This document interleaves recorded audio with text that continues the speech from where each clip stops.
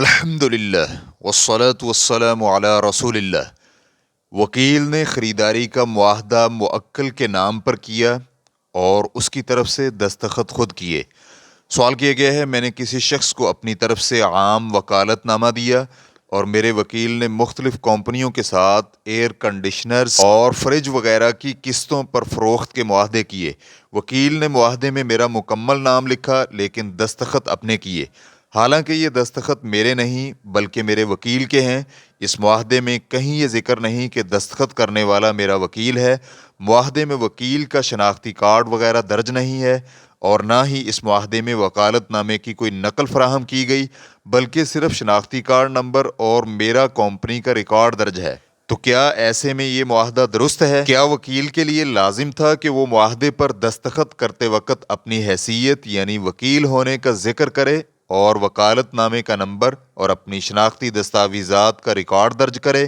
اور کیا معاہدے پر عمل کرنے والی کمپنی کے لیے ضروری تھا کہ وہ وکالت نامے اور وکیل کی شناختی دستاویز کی کاپی حاصل کرے، خاص طور پر جب میرا دستخط میرے وکیل کے دستخط سے بالکل مختلف بھی ہے، چاہے وہ چیمبر آف کامرس میں ہو یا بینک میں؟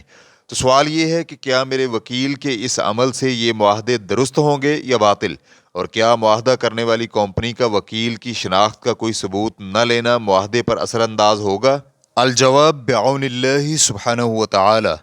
جس شخص نے کسی کو خریداری کا وکیل بنایا اور وکیل نے اس وکالت کے مطابق خریداری کی تو معاہدہ درست ہوگا، چاہے وکیل نے صراحت کے ساتھ یہ کہا ہو کہ وہ اپنے موکل کے لیے خریداری کر رہا ہے یا نہ کہا ہو، اور چاہے اس نے خریداری کو اپنے نام پر رکھا ہو اور خود کو موکل کی جگہ ظاہر کیا ہو۔ ظاہر یہی ہے کہ اس معاملے میں وکیل نے رسمی کارروائی کو آسان بنانے کے لیے معاہدے کو موکل کے نام پر رکھا اور اس کی طرف سے دستخط کیے تاکہ معاہدے کے حقوق براہ راست موکل سے متعلق ہوں، جیسے عیب کی صورت میں واپسی، مرمت وغیرہ۔ ورنہ دو ممکنہ طریقے تھے۔ نمبر 1، معاہدہ وکیل کے نام پر ہوتا۔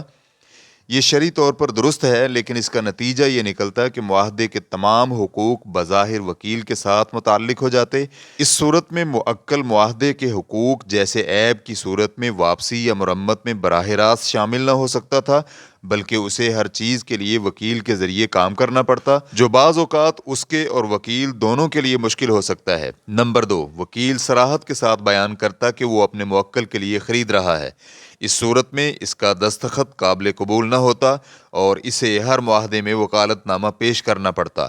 کئی دکاندار اور کمپنیاں ایسے وکالت نامے کو قبول کرنے میں دلچسپی نہیں لیتی، بلکہ وہ وکیل سے یہی کہتے کہ وہ معاہدہ اپنے نام پر کرے اور اپنے موکل کی طرف سے دستخط کرے۔ نتیجہ، چونکہ وکیل موکل کے حکم سے کام کر رہا تھا اس لیے یہ معاہدہ شرعاً درست ہے، تاہم اس میں یہ غلطی ہے کہ وکیل نے موکل کے نام سے دستخط کیے۔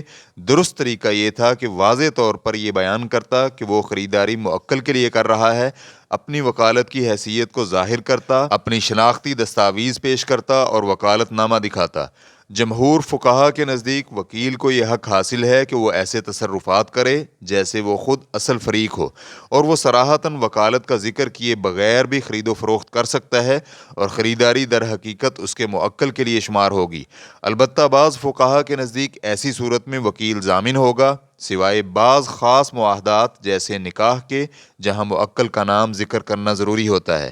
صاحب الفروع کہتے ہیں، ابن تیمیہ رحمہ اللہ کہتے ہیں، جو شخص کسی کو خرید و فروخت یا کرائے پر لینے کے لیے وکیل بنائے اور وہ وکیل معاہدے میں اپنے موکل کا ذکر نہ کرے تو وہ ضامن ہوگا، اور اگر اس نے موکل کا ذکر کر دیا تو اس میں فقہا کے درمیان دو رائے ہیں، اور ظاہر یہی ہے کہ حنبلی فقہ کے مطابق وہ ضامن ہوگا۔ ریفرنس کے لیے دیکھیے الفروع، جلد نمبر 7، صفحہ نمبر 52۔